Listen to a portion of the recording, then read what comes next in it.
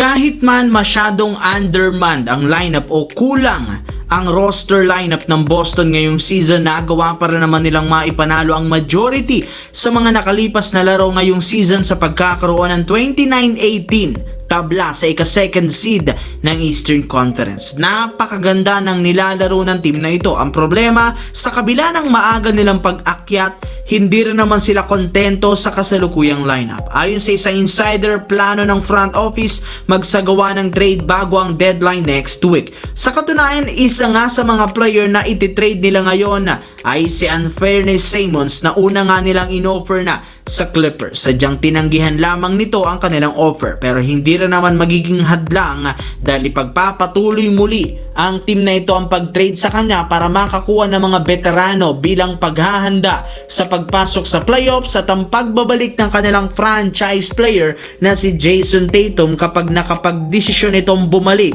sa playoffs.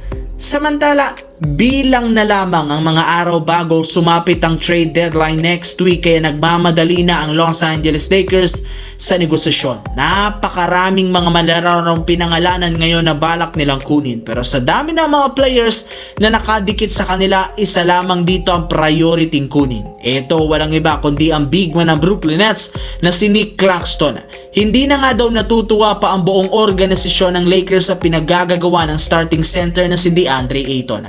Maging si Luka Doncic, nilaglag na rin naman si Ayton sa pag-request nito sa team na kumuha ng bagong big man. Wala na rin namang nakalatag na plano ang Lakers kay Ayton, kaya mas mabuti kung kumuha na lamang sila ng mas reliable na sentro kagaya ni Claxton. Nakapag-offer na rin naman ang Lakers ng package bilang kapalit nito, at kung sakaling hindi nila ito makuha, susubukan nila itong kunin sa offseason, lalo pat wala silang balak panatilihin si DeAndre Ayton sa team. Sa kabilang banda, kung parati nga kayong updated sa liga, siguradong alam ninyo na sa simula nga pong bumagsak ang Golden State Warriors sa standings at ang pagtatamo ng season-ending injury ni Jimmy Butler, napakaraming mga players na ang nakadikit sa kanila na pwedeng kunin ng team para mapalakas ang lineup.